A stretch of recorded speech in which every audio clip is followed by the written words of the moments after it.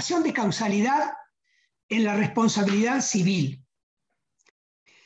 Nosotros habíamos anticipado que no era, a nuestro juicio, un elemento esencial de la responsabilidad civil y ni siquiera penal. Pero bueno, esa es una opinión.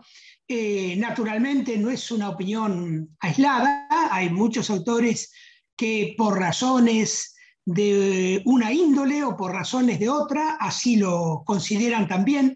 Vamos a citar simplemente al primer Orgaz, vamos a citar a Zavala de González, vamos también a referirnos a Fernando Sagarna. Es decir, hay autores que han entendido que esto no es un requisito o presupuesto esencial de la responsabilidad civil.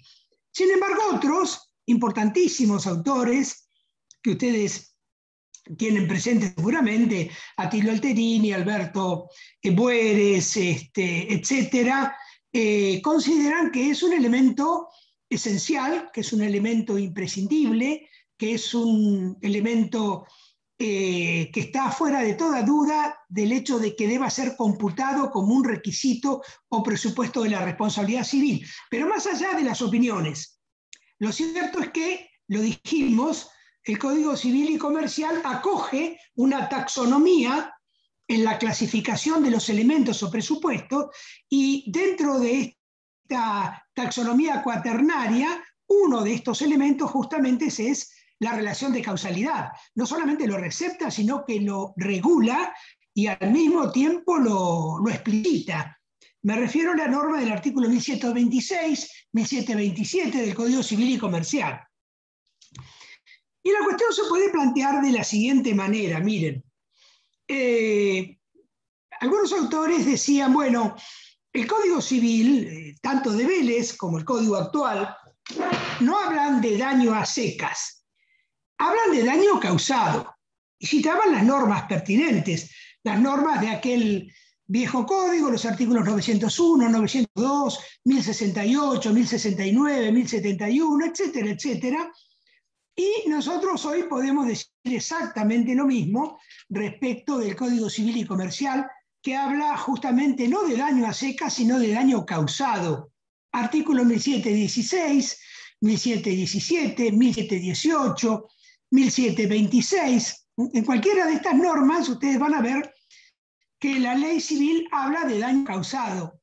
Puede parecer como una obviedad, puede ser una cuestión puramente de lenguaje, porque naturalmente también tiene que haber una culpa infringida o tiene que haber una antijuricidad producida. De todas maneras, dicen, bueno, más que de hablar de daño, hay que hablar de daño causado, y si hay que hablar de daño causado es porque aparentemente ese requisito o presupuesto, que es el daño, tiene que estar enlazado o vinculado a algo que es un antecedente que lo produzca. Es decir, ese antecedente respecto del daño, que es el consecuente, puede ser un hecho o una omisión, tanto humana como un hecho o una actividad de una cosa. Lo cierto es que este fenómeno de la relación de causalidad es un tema, quiero que lo tengan presente, que nosotros los civilistas hemos heredado de los penalistas. Esto es rigurosamente así.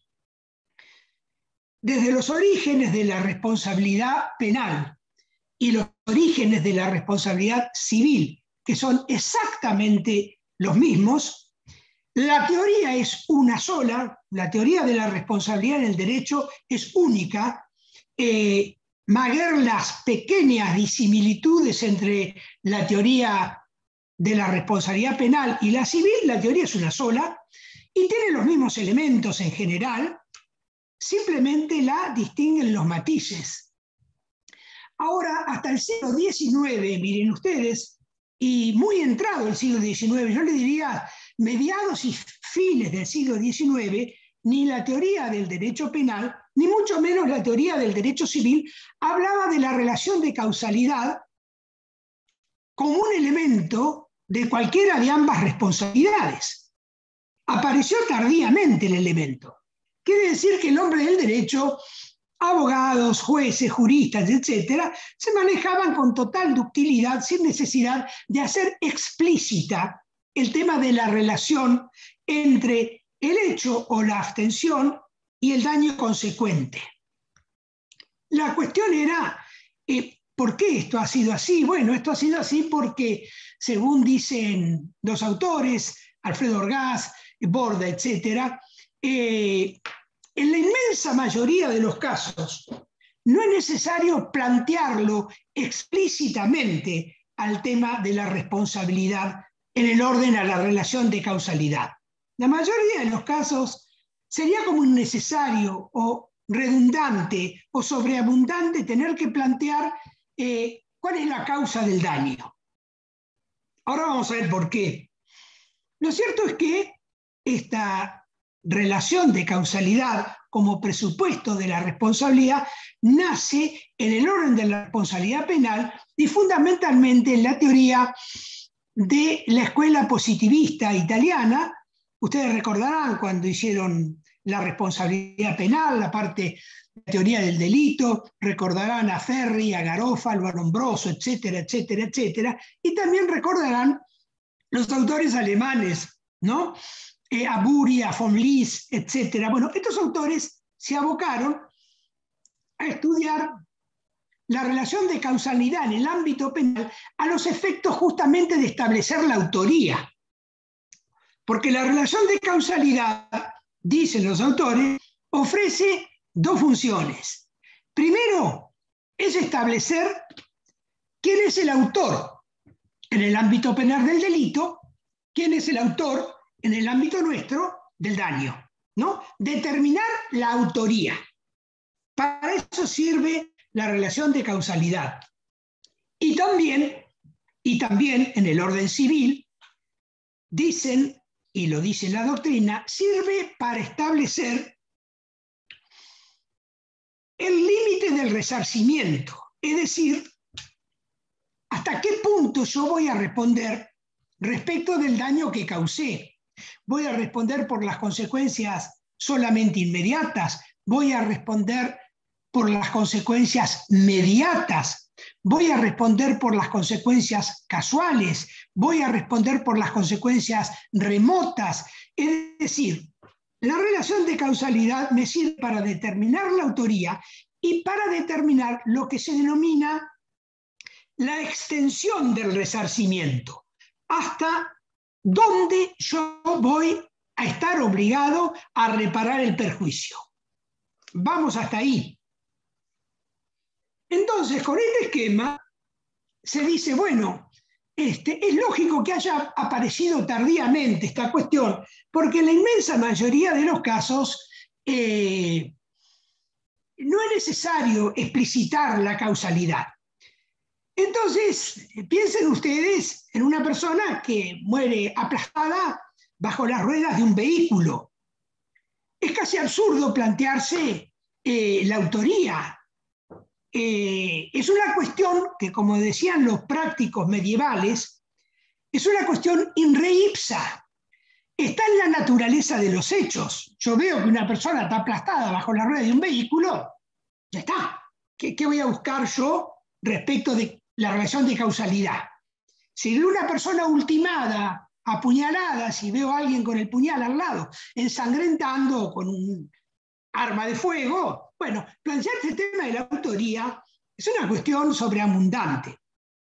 Pero los autores decían, miren, basta variar algunos de los pocos elementos del ejemplo para que empiece a verse que la relación de causalidad en muchos casos se disfuma, se hace más oscura, se hace más difícil de ver con tanta, valga la redundancia, evidencia, con tanta claridad.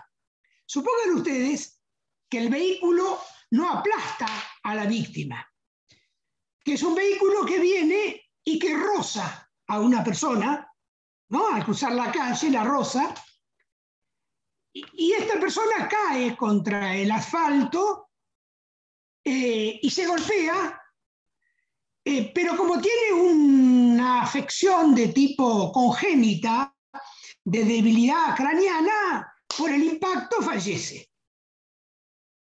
O piensen ustedes que la persona es apenas rozada, pero por una cuestión de prevención llaman al Zoom, vienen, lo cargan en una ambulancia, lo llevan al hospital, y luego allí, digamos, no sé, lo internan y se le desploma el cielo raso de la sala y lo aplasta y lo mata. O viene una enfermera y, digamos, por una cuestión de mala praxis, le suministra un medicamento que no es justamente el indicado y muere. O entra al hospital y en el hospital, digamos, cae presa de una infección extrahospitalaria por algún germen que hay por allí. Entonces, en cualquiera de estas hipótesis, ya ahí uno dice, a ver, el automovilista que rozó a la persona y que puso una condición sin la cual él no iba a caer al piso, puso una condición sin la cual él no iba a ir al hospital, no se le iba a caer el cielo raso encima, no iba a ser víctima de una mala praxis. A esa persona hay que considerarla en definitiva autora de la muerte, porque puso una condictio sine qua non, una condición sin la cual la muerte posterior no se hubiese producido. Esto es evidente. Y esto es muy, muy importante porque no es lo mismo desde el punto de vista penal ni desde el punto de vista civil, es que a uno los indiquen como autor de una muerte a que los indiquen como autor de una lesión, eventualmente, y que la muerte sea atribuida después a una negligencia en el mantenimiento edilicio y por eso cae el cielo raso, o por una mala praxis médica o una infección. Vamos hasta ahí. No es lo mismo desde el punto de vista civil ni penal, porque además nosotros tenemos el 1745 que establece la sanción del resarcimiento por el homicidio, pero tenemos el 1746 que lo establece para las lesiones. Entonces, según en el lugar que nosotros nos coloque la ley, vamos a tener que reparar seguramente mayor cantidad de perjuicios en un lugar o en el otro, según en qué cifre nuestra autoría. Si somos autores de una muerte, de un homicidio, somos autores simplemente de una lesión. Entonces, ustedes ven cómo cuando se complejizan los hechos, ahí se desdibuja el tema de la causación y ahí entra a tallar la necesidad de decir, a ver, ¿con qué criterio yo voy a establecer quién es el autor de este daño? ¿Sí? ¿Para qué? Para obligarlo a reparar. Según el criterio que yo emplee, puede que lo signe como autor o no. Y reitero, no es lo mismo signarlo como autor de un X delito, homicidio, o de lesiones leves. No es lo mismo. Entonces, ahí aparece entonces esta necesidad, según los autores, de incursionar en el ámbito de la relación de causalidad. Pero claro, cuando se aboca los hombres del derecho al estudio de una causa, dice, bueno, la causa jurídica seguramente no va a ser la misma que la causa médica de la muerte, o a lo mejor la causa jurídica no va a ser la misma que la causa sociológica de la muerte de la persona. El derecho tendrá sus propias causas y tendrá que definirlas cuáles son para, una vez establecida, asignar al autor y ver hasta qué punto va a resarcir por el daño cometido. Entonces, el concepto general de causa, una teoría casi filosófica de causa, es aquella que considera que se llama causa de un determinado resultado a todos aquellos antecedentes o más específicamente, a todas aquellas condiciones positivas o negativas, pero que sean necesarias para que el resultado haya acontecido. Como causa, entonces, yo tengo una comprensión general que responde a un concepto global que involucra o encierra todas las condiciones posibles, individuales, actuales o pasadas, que determinaron necesariamente que el resultado se haya producido. Eso es causa, si ustedes quieren, desde un punto de vista filosófico, general. Claro que esa causa no puede ser la causa del derecho, ¿verdad? El derecho tendrá, como toda disciplina, que de todas aquellas condiciones que sean necesarias para el resultado, escoger alguna con algún criterio. ¿Se entiende? Porque toda disciplina escoge alguna. Por allí algún autor dijo, si una persona está ahí esperando el microómnibus y accede al estribo, y bueno, pero como está completo, cae, golpea contra el piso y se muere. Si uno le pregunta a un médico, dice, bueno, ¿cuál es la causa de la muerte? Y bueno, la causa de la muerte es la fractura de la base del cráneo, por decir algo. Si uno le pregunta a un urbanista, va a decir, bueno, no, la causa de la muerte es un malogrado diseño urbano del sitio de espera de acceso y ingreso y egreso de un vehículo de transporte público. Si uno le pregunta a lo mejor a un abogado, dice, no, la culpa o el causante es el chofer del micro que, teniendo lleno el micro, no cerró la puerta y dejó a esta persona que ascienda al estribo del vehículo.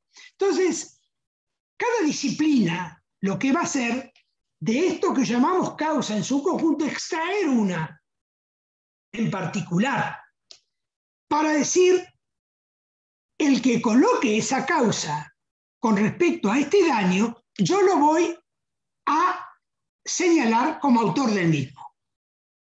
Y al mismo tiempo voy a indicar hasta cuándo va a responder por este daño causado. Este es el planteo, ¿verdad? De modo que siempre hay que elegir una causa, porque aun cuando todas las causas sean, que uno puede individualizar, necesarias, es imprescindible poner un coto, un límite, extraer una de ellas. Miren, uno de los tantos autores que ha desarrollado en particular el tema de la relación de causalidad se llama Isidoro Goldenberg, en un libro que justamente es la relación de causalidad. Y él arranca su trabajo con un conocido romance inglés anónimo, pero que ha sido compuesto en relación a la batalla de Waterloo, ¿no? Entonces él dice, más o menos, me lo acuerdo así, dice, por un clavo se perdió una herradura. Por una herradura se extravió un jinete. Por un jinete se extravió un mensaje. Por un mensaje se perdió una batalla. Por una batalla se perdió una guerra. Y por una guerra cayó un imperio. Cada una de estas condiciones han sido una condictio sine qua non, una condición necesaria para que el imperio caiga. Uno podría decir, sin mayor zozobra, que el herrero que erró mal la herradura al caballo es el autor de la caída del imperio napoleónico. ¿Me entienden? Parece un disparate, pero puso una condición sin la cual el caballo no se perdía, el mensaje no se perdía, la batalla no iba a perderse, la guerra no iba a perderse y el imperio iba a mantenerse. De modo tal que el derecho tiene que buscar algo que traiga alguna serenidad intelectual en el momento de fijar cuál es la condición que yo voy a asignar como causa del daño. Condición se llama a todos los antecedentes necesarios, a todas las condiciones sine qua non. A todos esos antecedentes se llaman condiciones. Causa, sin embargo, es la condición que yo extraiga en función de un criterio y que le pueda atribuir a esa condición necesaria la virtualidad de causa, y el que puso esa causa es el autor. ¿Se entiende hasta ahí? La primera teoría para dar cuenta de esta realidad aparece en el año aproximadamente 1860 en el ámbito, ya saben ustedes, del derecho penal. Este es un mal obsequio que el derecho penal le hace al derecho civil, un pésimo obsequio que se hace a sí mismo el derecho penal también, pero además vamos a atribuir al derecho penal y a los autores. Hemos sido nosotros los civilistas que hemos ido a brevar a esa fuente. Nadie le impuso a un civilista la relación de causalidad, la fue a buscar ahí, no sé, en función de qué. Lo cierto es que en la primera teoría, en el derecho penal, y que se expone en la relación de causalidad civil porque ha sido empleada en el ámbito civil, ya van a ver ustedes, se llama la teoría de la equivalencia de las condiciones. Fue formulada por primera vez en el año 1860 por un autor alemán que se llama von Bury, con B larga, von Bury. Teoría de la equivalencia de las condiciones se llama, o teoría de la conditio sine qua non. Von Bury razonó de esta manera, miren.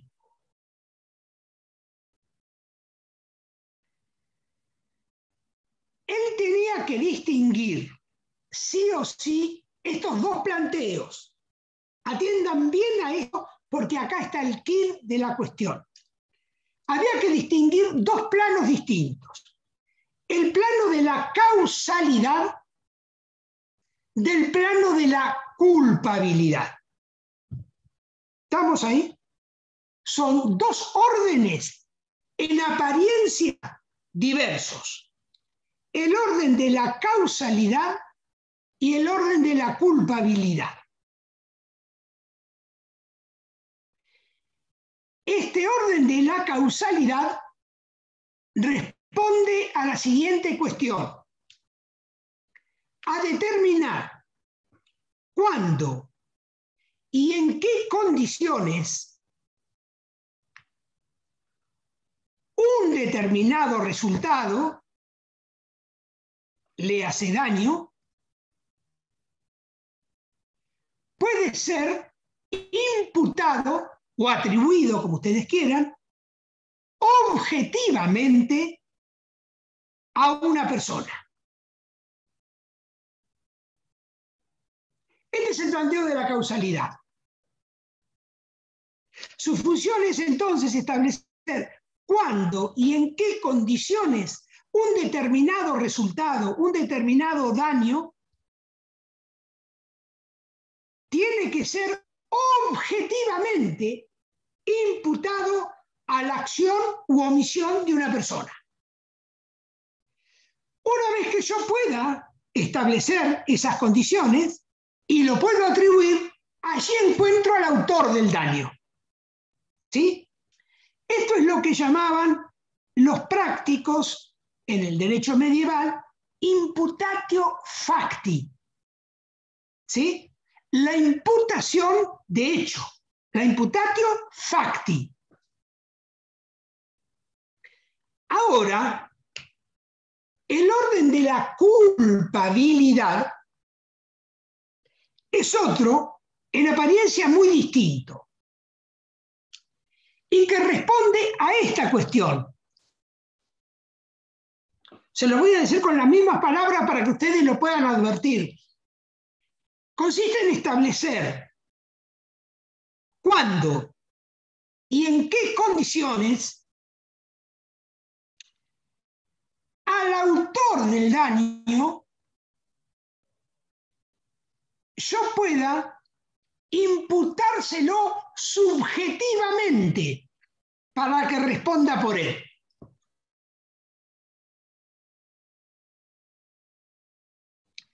Reitero, ¿cuándo y en qué condiciones a este autor que yo ya encontré puedo subjetivamente, ya no objetivamente, atribuirle el daño que él causó para que responda por él mismo? A esto se llama imputatio iuris. La otra es la imputatio facti. Esta es la imputatio iuris. Pero vean ustedes que son dos formas de imputación, dos formas de atribución. La relación de causalidad y la culpabilidad. Pero yo las tengo que distinguir.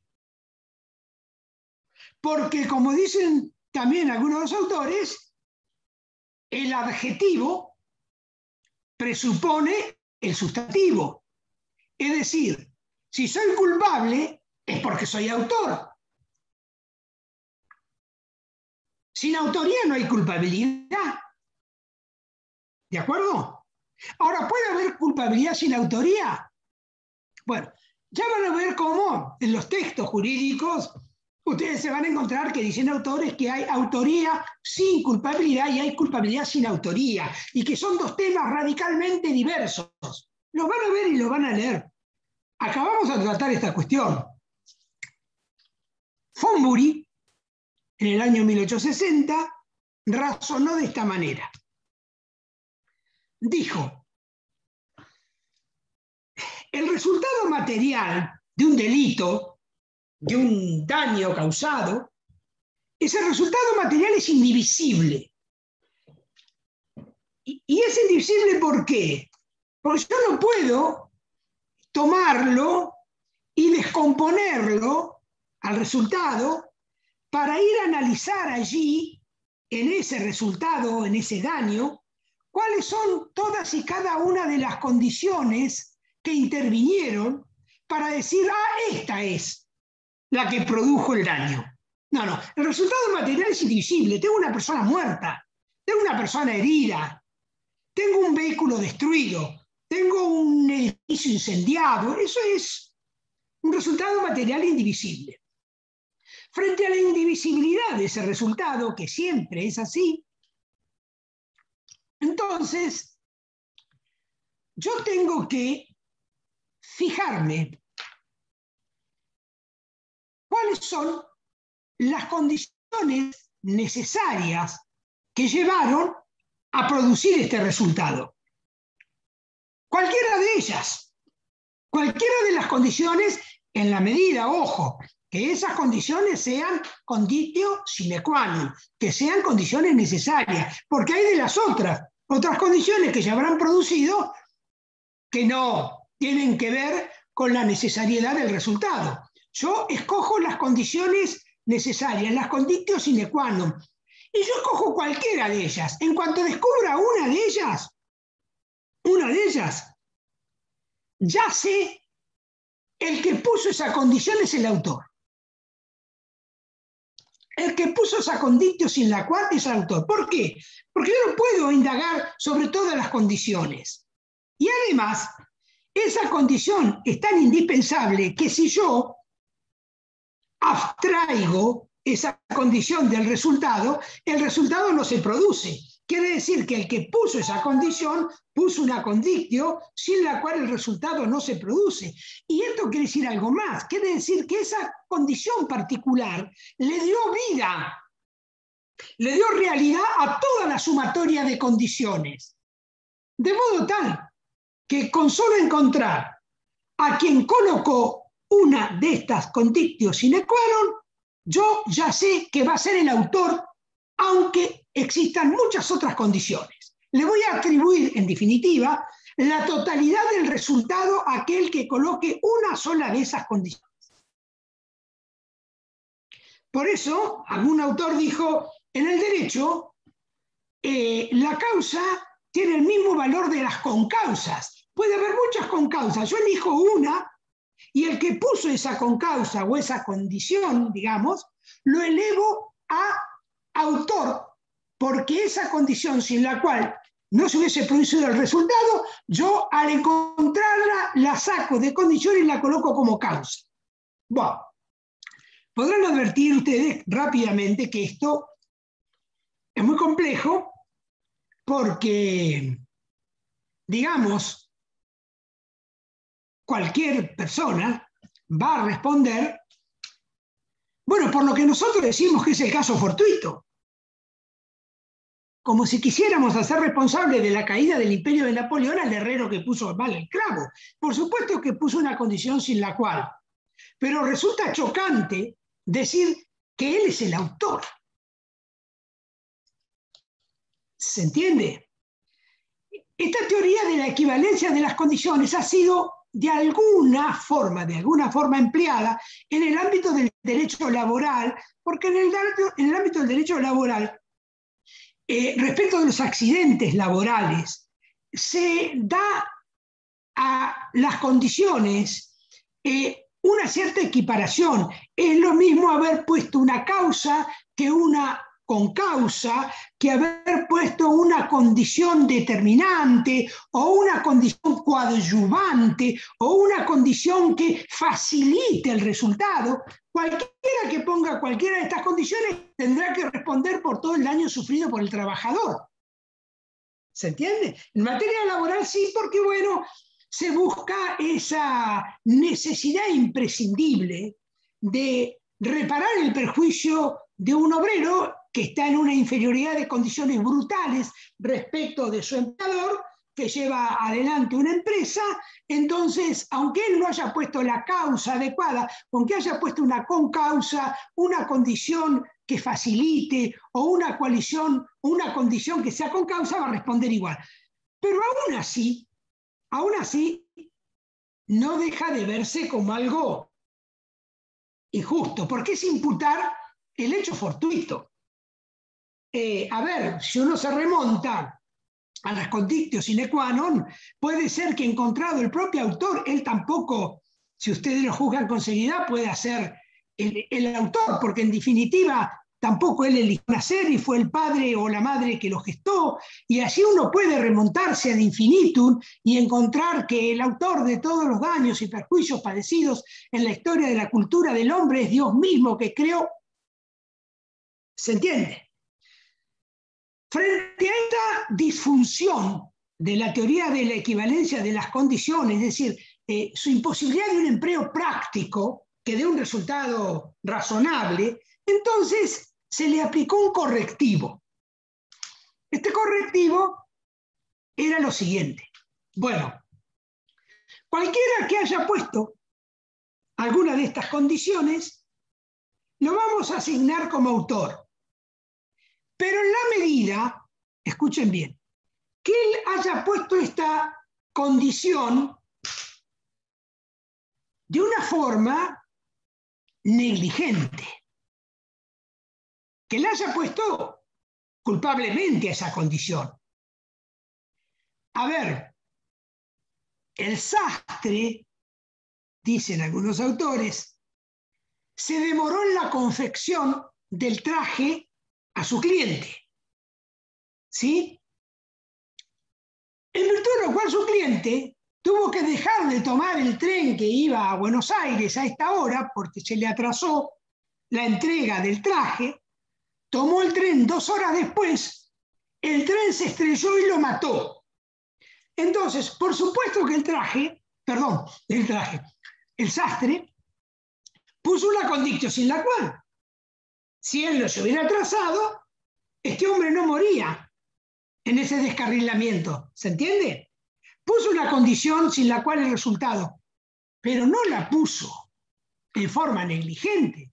Él no podía prever que la formación del ferrocarril que salía 2 horas después iba a aparecer un descarrilamiento y se iba a matar su cliente. ¿Se entiende? Entonces los autores dijeron, no, momentito, vamos a usarla pero con este correctivo. El hecho que el que ponga la condición sine qua non la haya puesto de manera negligente, imprudente, impedito, es decir, culpable. ¿Pero qué estamos haciendo acá? Estamos otra vez identificando causalidad y culpabilidad. ¿Me entienden? Aquello que queríamos evitar, separar la causalidad como una atribución objetiva de la culpabilidad como una imputación, una atribución subjetiva, ahora la estamos, con el correctivo que le ponemos a esta teoría, la estamos otra vez unificando. Entonces la solución, rápidamente, surgió otra teoría que se llama la teoría de la causa o de la condición directa. Esta tiene origen en el derecho inglés. Algunos autores citan a Francis Bacon, que era un antiquísimo filósofo y jurista del siglo XVI. Él decía esto que veníamos diciendo nosotros ahora, que el derecho tiene que acotar, tiene que poner, digamos, un límite en cuanto a las condiciones anteriores para el resultado, porque si no se puede remontar sine die, sin término, hacia el infinito. Entonces, estos autores dijeron lo siguiente, bueno, vamos a tomar una causa, no todas las causas, como decía von Bury, una sola condición y la vamos a elevar a causa, una sola condición. Ahora, ¿con qué criterio yo adopto esa condición? De todas las que yo tengo anteriores a la producción del evento, ¿con cuál criterio yo voy a extraer una? Bueno, ese criterio es el criterio cronológico o temporal. Yo voy a decir que aquella condición que aparezca como inmediatamente anterior a la producción del resultado, esa condición va a ser la causa.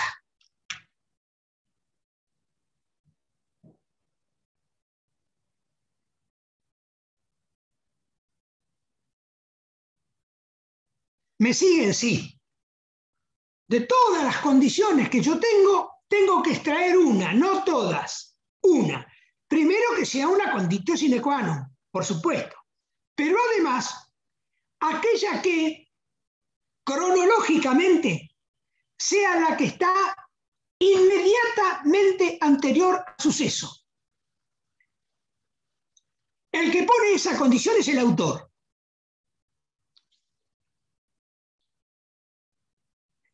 Esta teoría tuvo un importante predicamento en el derecho inglés, en el Código Civil francés, 1159, inclusive en nuestro propio Código Civil de Vélez Sarsfield, artículos 520, 521, ahí se habla de las consecuencias directas o inmediatas. Tuvo su repercusión, pero naturalmente ofrecía estas dificultades. Primero que las condiciones frente al resultado no vienen, digamos, en general en fila, ¿no? como para poder decir, esta fue primero, esta fue posterior, esta... No vienen numeraditas y en fila. A veces vienen coetáneamente o de manera, digamos, concurrentes, sin que ninguna sea inmediatamente anterior. Pero aun cuando viniesen en fila, el hecho de determinar la causa inmediata anterior tampoco nos resuelve mucho la cuestión. Los autores dicen, bueno, la enfermera, dice Orgaz, que le suministra al paciente que está internado un medicamento, pero que instantes previos, cualquier persona, le cambió el frasco, le cambió el líquido del frasco, ella lo inyecta y lo mata. La condición inmediatamente anterior al suceso fue el acto de la enfermera. Ahora, el derecho puede admitir como autora de un homicidio a esta persona, también es algo muy poco admisible, muy poco creíble, ¿verdad? Entonces, tampoco esta teoría puede satisfacer un requerimiento serio de razonabilidad para determinar la autoría y la extensión del resarcimiento, porque no siempre, ni vienen en fila, y si vinieran, no siempre la última condición que produce el resultado puede ser la que atribuida a alguien nosotros nos dé al autor del mismo. Entonces, ¿qué hacen los autores? Dicen, bueno, vamos a imponerle algún tipo de correctivo también, vamos a corregirla la teoría. En todo lo que es el orden teórico, científico, en el orden epistemológico, las teorías no es que se toman y se desechan, ¿sí? En la menor falla. No, no. Todas las teorías, en cualquier ámbito de la ciencia, siempre cuando hay ciertas disfunciones en la posibilidad de aplicarlas, se busca un correctivo, se busca corregirlas. ¿Se entiende? Bueno, en este caso, la teoría de la condición directa o de la causa próxima, también se llama así, la teoría de la causa próxima, esta de origen inglés, se dijo, bueno, vamos a hacer una cosa, vamos a jugar con un criterio temporal a la que es inmediatamente anterior al resultado, pero que ha sido colocada negligentemente.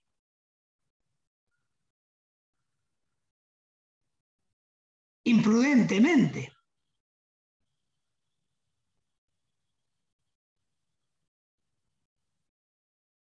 En estos términos no podríamos responsabilizar a la enfermera si el médico le puso allí el medicamento, ella se encontró con el mismo medicamento, corroboró, lo puso y alguien le cambió la sustancia o el contenido de la ampolla o del frasco. Evidentemente, en estos términos, ella puso una condición inmediata o próxima, pero no la puso negligentemente, por lo tanto no es autora. Pero ¿qué pasa? Otra vez estamos identificando causalidad con culpabilidad. ¿Me siguen? Otra vez, en aquello que quisimos separar, desunir, lo estamos uniendo. Estamos hablando de la misma cosa. ¿Va por ahí? Otros autores, como Meyer, Stoppato, Birmeier, dijeron, en realidad la teoría debe formularse no sobre la que es cronológicamente anterior e inmediata al daño, sino buscar entre las condiciones la más eficiente. Esta es la teoría de la causa eficiente.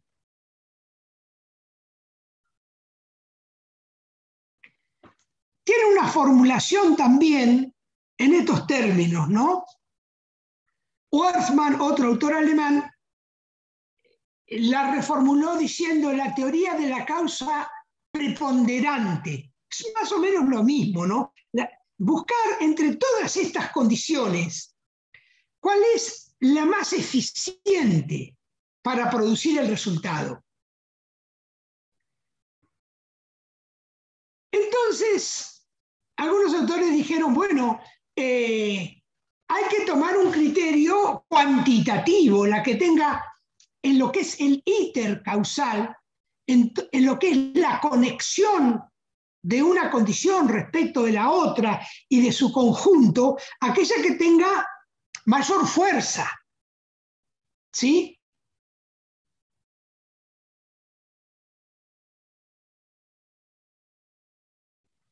Sin embargo, otros autores dijeron, no, buscándolo cuantitativamente, no. El tema de la fuerza es relativo.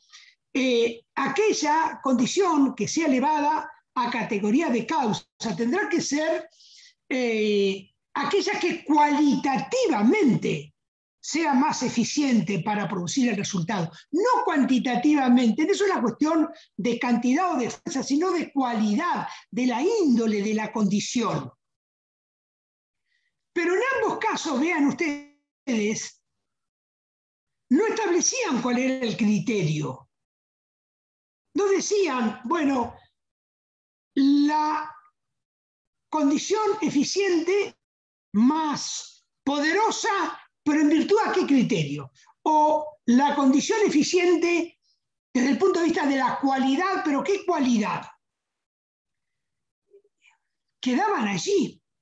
Wertmann hablaba, en vez de eficientismo de las condiciones, aquella que es más preponderante, es decir, la que en el conjunto de las condiciones se va a destacar frente a las otras para producir resultados. Pero, ¿qué criterio yo establezco? ¿Cuál es la que se destaca más?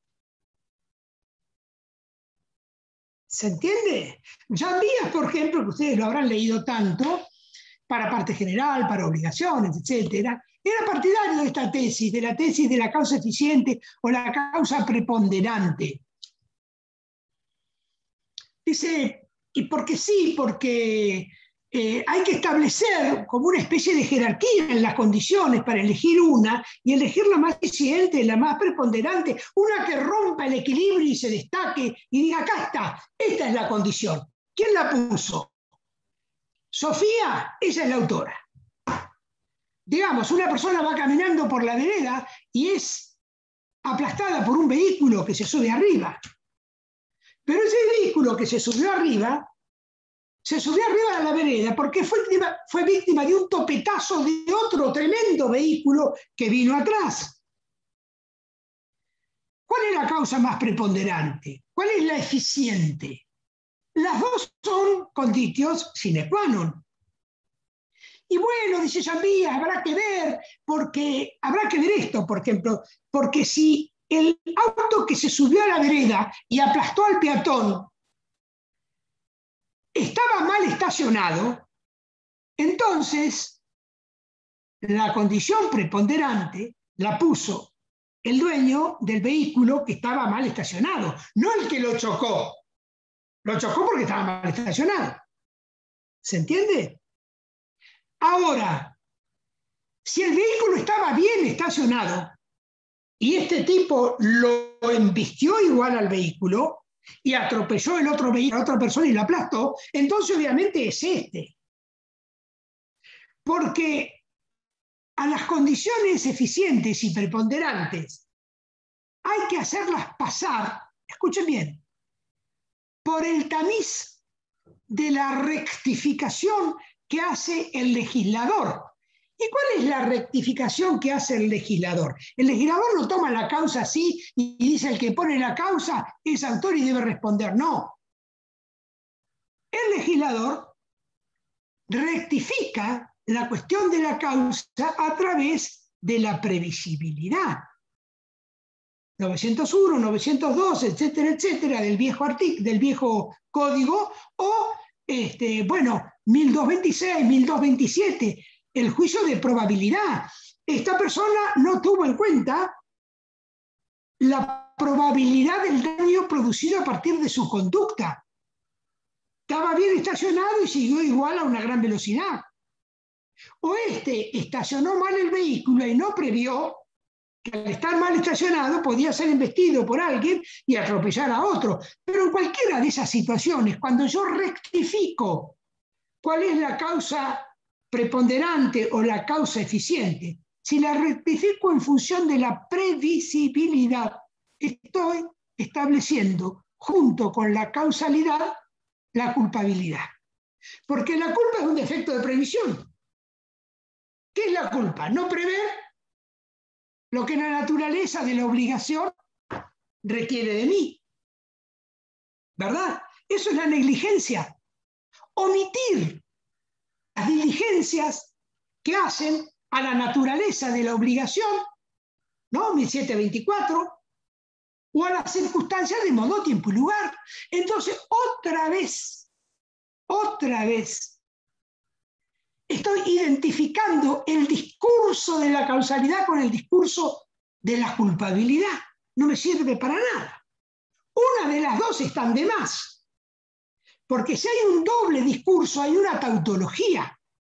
Un discurso es el propuesto y otro es el tautológico. Bueno, esta es la cuestión. ¿Ven lo complicado que es el tema de la causalidad? En fin, y así hubo muchas otras teorías que podemos mencionar, pero que llegan prácticamente al mismo resultado. ¿Y cuál es el resultado? A identificar causalidad con culpabilidad, que es lo que queremos separar. Porque si son la misma cosa, ¿para qué legislamos la culpa y la causalidad? Legislemos una sola. ¿Se entiende? Bueno, hasta que por ahí a fines del siglo XIX aparece un autor también alemán y otro austríaco. Uno se llama von Liszt y el otro se llama von Kries. El último es austríaco, profesor de la Universidad de Friburgo.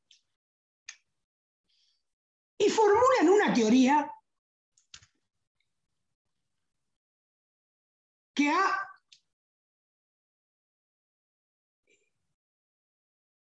producido los efectos que produce el encantador de la serpiente respecto de las serpientes, donde se rindió toda la teoría de la responsabilidad penal, o gran parte, y grandes autores, y toda la teoría o gran parte de la responsabilidad civil. Cuando digo de la penal es porque estoy hablando inclusive a nivel vernáculo, estoy hablando de Soler, de Núñez, ¿sí? Que adoptan. Seducidos por esta teoría, acá está. Esta es la teoría que me explicita con precisión lo que es el nexo causal, con lo cual puedo determinar al autor y a su vez signarle por qué consecuencias va a responder. La autoría y la extensión del resarcimiento. Esa es la relación de causalidad. Este autor va a decir lo siguiente. También tengo que escoger una condición. Pero acá va a decir, piensen ustedes esto, que no es, digamos, algo poco significativo. Perdón, profe, ¿cómo se llama esta teoría que va a explicar? La teoría de la causalidad adecuada. Gracias. La vigente en el Código Civil, la vigente en el Código de Vélez con la reforma del año 68, la vigente en el Código Civil y Comercial de nuestro país, la adoptada en el ámbito del derecho penal con otra denominación, Soler le llama la causa humana, pero es exactamente lo mismo. La tesis o la teoría de la condición adecuada o la teoría de la causa adecuada. Simplemente piensen en el término adecuación y ese es el nombre del cual se deriva la teoría de la condición adecuada. Este autor va a decir lo siguiente. yo le decía esto, antes que me olvide, que miren qué significativo es esto, ¿no? Estamos hablando del derecho penal, ¿sí? Para responsabilizar a alguien y buscar la autoría, ¿sí? Y estamos hablando del derecho civil, para hacer responsable a alguien como autor de un daño causado. Y resulta que la respuesta nos la da un fisiólogo. ¿Ustedes se ubican? Este razonamiento no es ni siquiera producto de las mentes que cultivaban el derecho penal del siglo XIX o principios del siglo XX. Es un profesor de fisiología, ¿me entienden? Bueno, obviamente él no estaba pensando en el derecho, él estaba pensando en el organismo y lo fisiológico y las condiciones, la causa y los efectos, etc. De ahí lo extrae el derecho penal y de ahí lo extrae el derecho civil. Este autor decía lo siguiente, esto es lo que interesa. El planteo está mal hecho, decía Fouclies, porque el planteo no debe ser inconcreto. Acá se están planteando las cosas inconcreto, es decir, buscando la causalidad en función de cómo fue el hecho, con el muerto entre las manos, digamos, con el resultado perjudicial, con el edificio incendiado, con el daño. No. El planteo de la cuestión no tiene que ser en concreto, tiene que ser in abstracto. El planteo de la cuestión tiene que ser en abstracto. Plantearse algo en abstracto es separarse naturalmente de lo concreto, de la realidad, de los hechos, abstraer. Abstraer es un procedimiento lógico que en definitiva lo único que significa es separar en la mente aquello que está unido en la realidad. Esto es la abstracción. Esa es la abstracción. Separar a nivel intelectual en la mente aquello que está indisolublemente unido en la realidad. Entonces dice, yo el planteo lo tengo que hacer en abstracto. Lo tengo que hacer en abstracto y ex post facto, por supuesto después del hecho. Pero ¿qué es lo que tengo que hacer? Después del hecho tengo que recoger una de las tantas condiciones sine qua non necesarias que determinaron el hecho, una de esas condiciones, las tengo que abstraer y ver si esa condición, esto es importantísimo, por sí sola, con absoluta independencia del resto de las condiciones sine qua non, era susceptible de producir el resultado de acuerdo, y ahí está el criterio, de acuerdo al curso natural y ordinario de las cosas.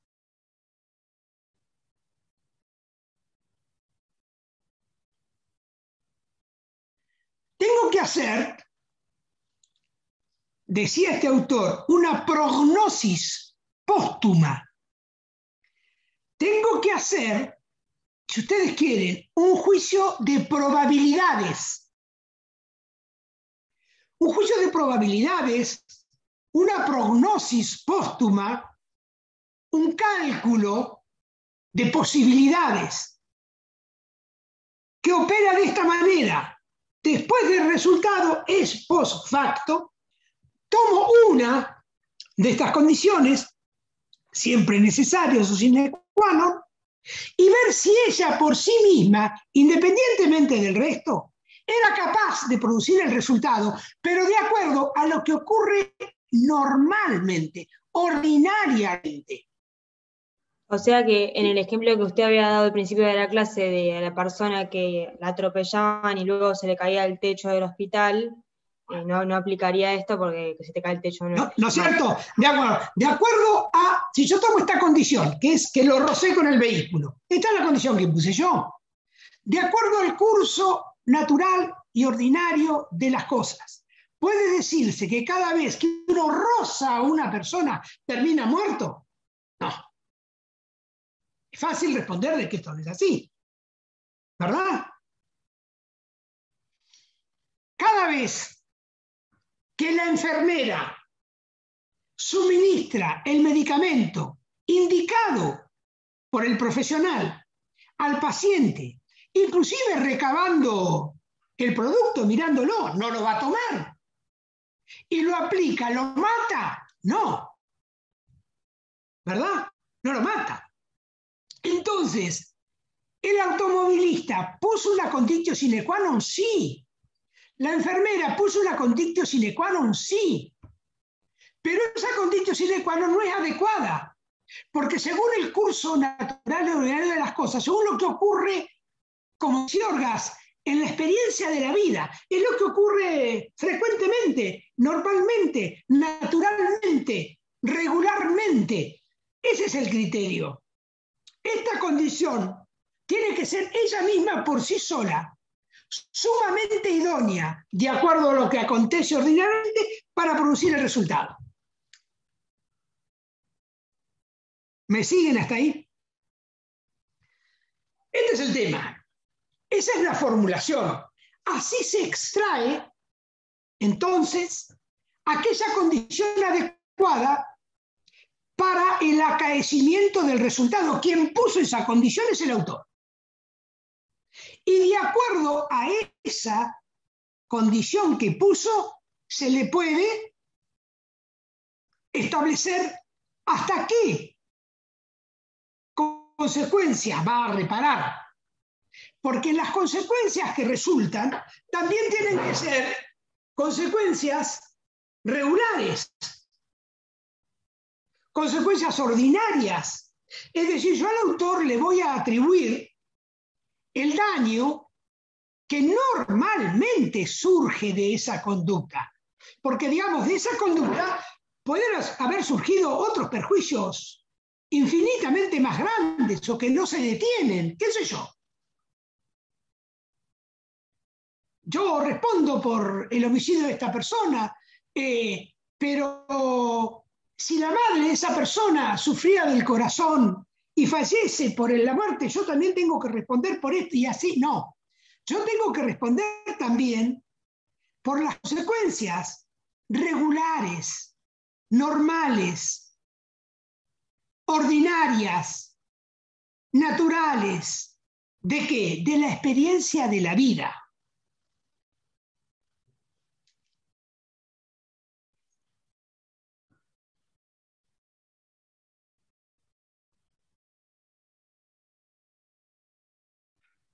Llegamos hasta aquí. Esa es la expresión dura de la teoría. Hacer un pronóstico póstumo, después que ocurrió el hecho, ex post facto, después que ocurrió el hecho, hago un pronóstico, sustrayendo una condición y viendo si ella por sí misma era idónea según lo que ocurre de ordinario para producir el resultado. Si lo encuentro, digo, esta condición es causa. Si no lo encuentro, digo, no. ¿Está? Y por supuesto, tiene que haber también esa condición, puede estar ordinada con otras condiciones. Tiene que haber entre condición y condición la misma relación de normalidad, que esta condición produzca normalmente esta otra, que esta produzca normalmente esta otra, y que esta produzca normalmente el resultado, para poder atribuirlas. ¿Se entiende? Todas tienen que ser adecuadas en la cadena de causalidad. ¿Sí? Yo puedo poner, a ver, yo puedo apuntar a una persona con una 45 acá, pero el tipo se muere de corazón. Por supuesto que yo puse una condición necesaria y adecuada, porque según el curso natural ordinario de las cosas, es probable que si yo gatillo te mato, pero yo no la maté. Hubo otra causa natural que concurrió, la persona padecía de una enfermedad cardíaca y entonces se me atribuye un elemento que interrumpe el nexo causal. Eso es lo que se llama la interrupción del nexo de causalidad. La condición que yo voy a tener como adecuada no tiene que ser interrumpida por otra, ¿sí? Porque deja de ser adecuada a la postre para atribuir el resultado. ¿Sí? Hasta ahí está todo bien. Creo que ustedes entienden y dicen, bueno, en definitiva, no hay acá gran complejidad, el tema es sencillo, yo tengo que hacer un cálculo de probabilidades, saco las condiciones, cuando, digamos, la causa no es un hecho constante y sonante porque lo aplastó el colectivo. Digo, imagínense ustedes en una intervención médica, en una mala praxis, en un hospital, en un quirófano, donde está el médico, donde está el cirujano, donde está el auxiliar o ayudante del cirujano, donde está el cardiólogo controlando, donde está el anestesista, donde están todos los paramédicos, la instrumentista, el enfermero. Ojo, ahí puede entonces ser un tema referido de la discusión de la causalidad de la muerte. ¿Se entiende? Para eso el derecho también tiene solución, ya lo vamos a ver, pero bueno, ahí ven hipótesis en las cuales la causalidad nos surge, reitero, y re ipsa loquitur, de los propios hechos. Cuando surge de los propios hechos ya está. Ahora, si no surge de los propios hechos hay que buscarla con este razonamiento que yo les pongo a ustedes. Ahora vamos al nudo de la cuestión. Yo tengo que hacer un cálculo de probabilidades. ¿Sí? Les dije. Para ver si esta condición, según el curso natural heredero de las cosas, produce el resultado. Ahora, ese cálculo de probabilidades lo tengo que hacer en función ¿de qué previsión? Porque, digamos, yo para hacer un cálculo de probabilidades es lo que a mí me da la alternativa de prever un resultado, ¿sí? Saben ustedes que, no sé, por decir algo, el Sol, en apariencia, sale diariamente allá en el naciente, en el este. Bueno, pero nosotros no tenemos ninguna garantía definitiva y absoluta de que mañana eso sea así. No hay ciencia, no hay metafísica ni religión que nos pueda decir el Sol mañana sale ahí. Y lo decimos solo y simplemente porque siempre ha salido ahí. Desde que el hombre ha tenido cierta conciencia acerca de la historia de su cultura y de una lectura del mundo celeste, ha visto que el Sol sale ahí y dice sale en el este. Nadie puede asegurarnos eso, de ninguna manera. Sin embargo, podemos predecir que va a salir, porque siempre lo hemos visto salir ahí. Es así de sencillo. En esto consiste lo que se denomina una ley.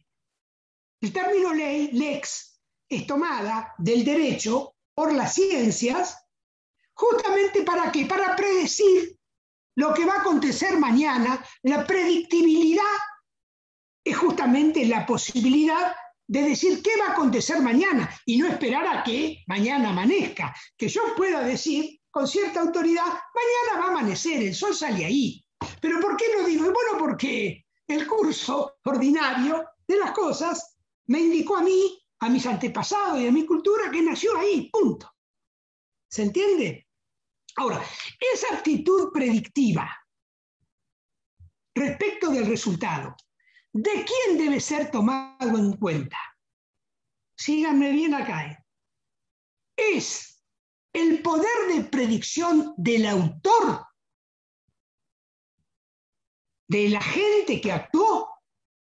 Yo cuando digo que esa condición va a ser causa, si es la que, según el curso natural y ordinario de las cosas, produce el resultado.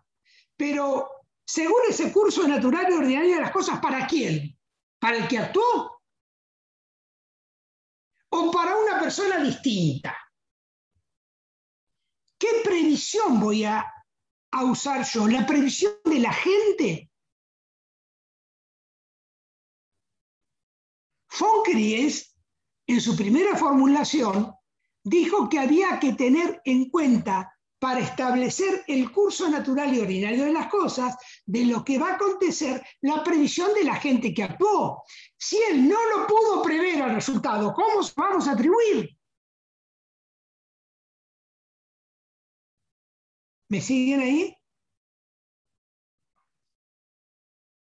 El vínculo de adecuación entre la condición puesta y el resultado tiene que aparecer para que sea normal y pueda ser atribuido, dice von Cries, en la cabeza, en la conciencia del que actuó.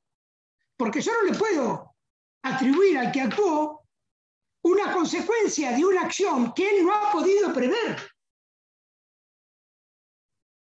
El derecho tiene para esto un aforismo o un brocardio latino importantísimo, ultra posse nemo potest. No puede nunca imputársele a una persona algo que él no puede, porque dice Orgaz, es como imputarle al ciego su ceguera y después condenarlo porque no ve. No se puede. ¿Me siguen? Entonces, hay que la previsión, en virtud de la cual me va a dar el carácter normal y ordinario de las cosas, la que se debe tener en cuenta es la previsión de la gente. Pero si yo tengo la previsión de la gente, del que actuó, el que va a prever la posibilidad de su resultado dañoso, de su conducta, si la tiene a esa previsibilidad y actúa igual y causa el daño, ¿qué decimos de esta persona? ¿Qué es qué? ¿Qué decimos? Si la persona tiene su poder de previsión, ustedes, cualquiera, nosotros, y sabemos que de esta conducta puede normalmente producirse este resultado. Yo te diría si yo sigo, que es culpable y que de nuevo estarías... Es culpable, claro, exactamente, es culpable. Si yo sé que el semáforo está en rojo, son las 5 de la tarde, veo los delantares blancos y veo a la maestra con los niños ahí al cruzar y sigo en mi auto a 120 kilómetros por hora, bueno, yo puedo representarme, ¿sí? ¿Por qué me lo puedo representar? Por mi previsión. Lo que ha ocurrido siempre que ha pasado por la línea de la cebra, una maestra con 10 alumnos, pasa el tipo, yo me lo puedo. Pero eso es culpabilidad. Entonces dicen los tutores, no, momento. Momento porque ahí otra vez, ahora, con la teoría de la causalidad adecuada, se identifican de nuevo causalidad y culpabilidad. Entonces no hay que tomar el poder de previsión para determinar lo normal y lo ordinario y la experiencia de la vida, no la actitud predictiva de la gente, sino de una persona distinta de él.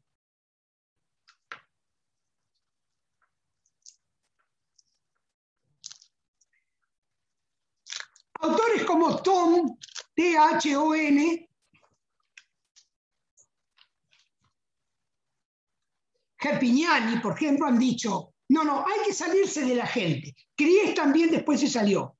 Y dijo, el poder de previsión que hay que tomar en cuenta para atribuirle a la gente la autoría es la previsión que tiene un hombre común, general, una previsión media. El poder de previsión o la previsibilidad que tiene una especie de persona media que no es ni suficientemente meticulosa, ni suficientemente capaz, ni suficientemente luminosa, ni tampoco demasiado negligente, demasiado indolente, demasiado poco precavida. Digamos, es algo así como una conciencia estándar, una especie de aptitud predictiva media, que naturalmente esto va a variar porque no es lo mismo la aptitud de predictibilidad que tiene hoy en el siglo XXI una persona en la ciudad de La Plata que puede haber tenido, qué sé yo, un romano en el siglo I. Seguramente esto es relativo, pero en cada sociedad puede acotarse un concepto de una previsibilidad media. Yo puedo decir en qué puede consistir la posibilidad de una previsibilidad media en La Plata en el siglo XXI, en estos momentos. Yo sé que hay gente que es extremadamente minuciosa, exhaustiva, ¿sí? Bueno, esa no tomamos en cuenta esa porque, digamos, vamos todos en cana, digamos, ¿no? Pero tampoco tomemos la conciencia en un intente, ¿cierto? Bueno, tomemos, si vamos a ver, si hacemos responsable a alguien por contagiar, bueno, tomemos el cotejo no de su previsión, sino de la previsión de un hombre medio. ¿Sí? A esto llamaban los romanos el bonus et studiosus paters familiae. A esto llama el derecho comercial el buen comerciante, el criterio de previsión de un buen comerciante. Esto es lo que llama el derecho del consumo, el buen consumidor, esto es lo que llama el derecho del trabajo, el buen operario, digamos, una especie de término medio. Bueno, a los fines de atribuirle la condición, no hay que ver cuál era su poder efectivo de previsión de la gente, sino de lo que preveía una persona media. Si esa persona media lo preveía, hay que exigírselo. Si esa persona media no podía prever, no se le puede exigir. En un caso es autor, en el otro caso no es autor. ¿Vamos hasta ahí? Entonces, dicen los autores, separo la causalidad de la culpabilidad, porque la culpabilidad es esa aptitud de previsión subjetiva, concreta que tiene la gente, ¿verdad? Yo tomo en cuenta lo que él en concreto puede prever. Acá en la causalidad voy a tomar en cuenta no lo que él puede prever, sino lo que prevé el hombre medio. Según el poder predictivo del hombre medio, le voy a atribuir o no atribuir el resultado de su conducta.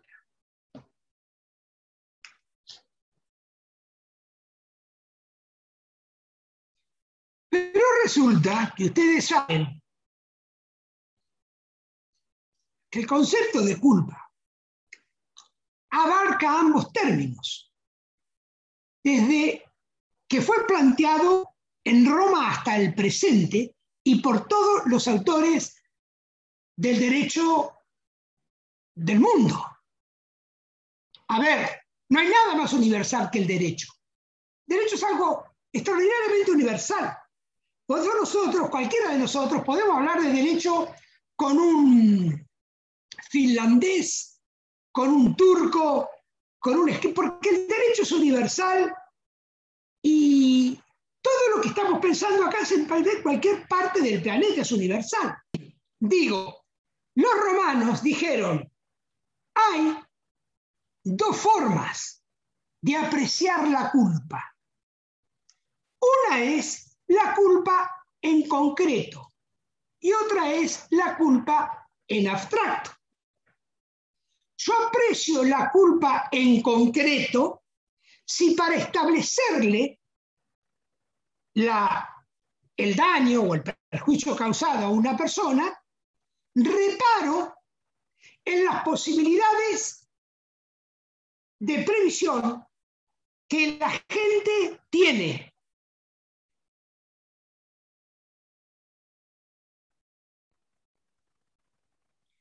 Esa es la culpa en concreto.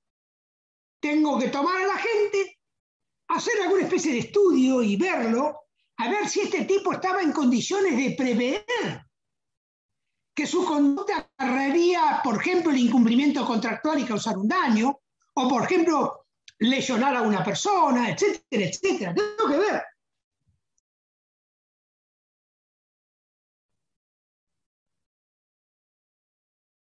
¿Cómo veo eso?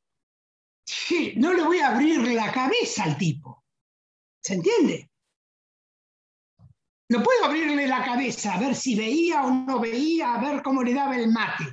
O sea, no tengo otra alternativa que darle lectura a su vida anterior.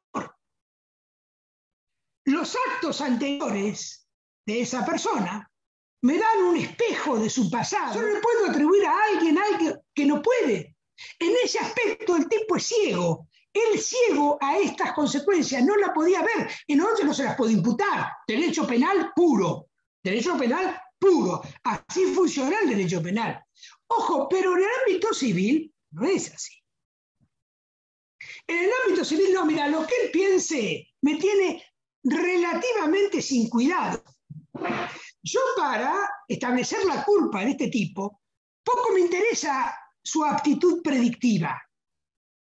A mí lo que me interesa es que este tipo haya observado o no observado, y si no pudo su problema de él, la diligencia que debe llevar a cabo un buen padre de familia. Yo tengo que exigir esto. ¿Pero por qué? Y bueno, es muy sencillo, dice Jean Díaz. Porque la teoría del derecho penal y la teoría del derecho civil son la misma. El drama es el mismo. Los actores son los mismos. La escenografía es idéntica. Lo único que cambia acá es el primer actor. El primer actor en el derecho penal, ¿quién es? Indubio pro. ¿Quién es el primer actor en el derecho penal? El reo. El reo. En caso de duda, lo zafamos. ¿Sí o no? Ahora, en el derecho civil, el primer actor no es justamente el autor del daño, el reo, es la víctima. Acá, en caso de duda, hay que indemnizar. Es exactamente al revés. Lo que no puede dejar es dejarse de reparar un perjuicio. ¿Se entiende? Entonces, como cambia quién es el primer actor en uno u otro drama, esto nos hace cambiar la mirada. Entonces, a mí me importa poco si vos no te diste cuenta que yo iba a salir de mi casa y me pasaste por arriba porque a vos no te daba la cabeza. A mí lo que me tiene que interesar es si un hombre medio podía darse cuenta de eso, y si vos no te diste cuenta y no podés darte cuenta, es un problema aparte, pero yo tengo que ser acreedor de una reparación. ¿Se entiende? La previsibilidad es la previsibilidad media. Y eso se llama culpa leve en abstracto. De modo que la culpa se puede establecer en concreto y se puede establecer en abstracto. ¿De acuerdo? Y volvemos a estar en la identificación entre la causalidad y la culpabilidad. O en la formulación de Kries, culpa y causa se identifican porque toma la previsibilidad de la gente que actuó, o en la formulación de Tom se identifica porque la previsibilidad que se toma es la previsibilidad media y el derecho en general para establecer la reparación toma la previsibilidad del hombre medio para atribuirle culpa a la gente. Lo toma en la ley civil, en la ley comercial, en la ley laboral, en todas las leyes. ¿Se entiende? Otra vez identificado. Por eso, otro autor alemán que se llama Riemelin, digo Riemelin porque la U tiene diéresis, Rulin se escribe, se dice no. Miren, a los efectos de establecer la causalidad no hay que tomar ni la previsión de la gente que actuó, ni la previsión de un hombre medio. Hay que tener en cuenta todas las condiciones existentes anteriores al hecho que eran conocidas por todos, por cualquiera, e inclusive las que no eran conocidas también, aquellas que conocimos después, posteriormente, por cualquier motivo. Hay que tener en cuenta entonces todas las condiciones que eran conocidas por el agente que actuó, por el hombre medio, por un experto, por un científico, todas las condiciones que podían llevar a producir este resultado, e inclusive las que no eran conocidas, también, para determinar la autoría. Porque cualquier otro criterio nos lleva a identificar causalidad con culpabilidad. En cambio, si yo tomo las condiciones que no eran conocidas por nadie y que fueron conocidas mucho después, qué sé yo, con un avance científico o algo, y le atribuyo igual, entonces esto es la relación de causalidad. Los autores van a decir, pues esto es una barbaridad. Y ponen ese famosísimo ejemplo para demostrar, digamos, lo inadecuado de la postura de Riemelin, un famosísimo atentado que existió hace más de un siglo atrás, de un terrorista que se llamaba Thomas, que en el Lloyd alemán, en una embarcación, estaban subiendo toneles de caviar. Estaban bajando, perdón, y él había llenado uno de los toneles, en vez de con caviar, con explosivos. Entonces, los que vaciaron el barco, mandaron abajo el tonel, imagínense, cayó, explotó y murieron 200, 300 personas. Con la teoría de Riemelin, los trabajadores del barco son autores, porque pusieron una condición que aun cuando en el momento no era conocida, si no era conocida no era prevista por nadie, ¿verdad? Ni por los agentes, ni por el hombre medio, ni por un científico, no era prevista. Pero, como fue conocida después, evidentemente es una condición y los trabajadores del Lloyd francés que descargaron ese barco son los autores de la muerte de esas 100 o 200 personas en el muelle.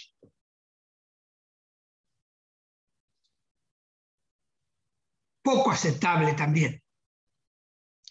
Es poco aceptable, pero es la única, dice Companucci de Caso, es partidario de esta posición, es la única que mantiene fuera de la subjetividad de la gente la posibilidad de la previsión ordinaria y corriente. Porque en cualquier otro supuesto que nosotros nos instalemos, vamos a tener que terminar identificando causalidad con culpabilidad. ¿Me siguen? Es un enorme problema. Es un problema, y miren, porque mientras era un problema teórico, no importa, éramos los autores, los que escribíamos, íbamos a los congresos, discutíamos. Pero el problema es que ahora, a algunas de estas personas se le ocurrió escribirle la ley. Ahora es ley eso, ¿me entienden? Entonces mañana cuando sean abogadas ustedes, van a tener que hablar de la relación de causalidad 2 veces, cuando hablen de la culpa y de la causalidad. Y van a tener que hablar de la causalidad en concreto, en abstracto, no sé cómo van a hacer, porque además de estar legislada en el 1726 y dice ninguna consecuencia puede ser imputada si no es adecuada. Y las consecuencias son adecuadas, dice el que sigue, cuando se suceden unas a las otras según el curso natural y ordinario de las cosas. Y ustedes se preguntan, ¿y en función de qué previsibilidad? ¿La de la gente? ¿La del hombre medio? ¿La del hombre súper sagaz? No me puedo salir de la previsibilidad. La teoría de Rummelin no la puedo usar, porque ahí no hay previsibilidad. Contabiliza condiciones que ni siquiera eran conocidas. ¿Se entiende? Para colmo, si ustedes ven el Código Civil y Comercial, el artículo 1736, si no me equivoco, fíjense, es ahí que tienen el código a mano, dice que yo tengo que probar la causalidad si reclamo por un daño, excepto, claro está, que la ley presuma la causalidad. O que directamente impute la causalidad, entonces yo solamente expongo y demuestro el daño. La causación es presumida en la ley. ¿Es el 1726, puede ser? ¿Tienen el código por ahí? Sí. 1736, prueba de la relación de causalidad. La carga de la prueba de la relación de causalidad corresponde a quien la alega, excepto que la ley la impute o la presuma. La carga de la prueba de la causa ajena o de la imposibilidad de cumplimiento recae sobre quien la invoca. Perfecto. Perfecto, gracias. Entonces, yo tengo que probar la causalidad, salvo que la ley presuma la causalidad. ¿Sí? La otra parte a la cual se lo atribuyo, si se quiere eximir, tendrá que probar no que él no causó, sino que para eximirse, si se presume la causalidad, tendrá que demostrar la causa ajena del daño. No le va a alcanzar con decir, no, yo causé esa muerte. Va a tener que decir, no, esa muerte la causó Echevesti. Si no, no se exime. Aun cuando diga, yo no la causé. ¿Se entiende?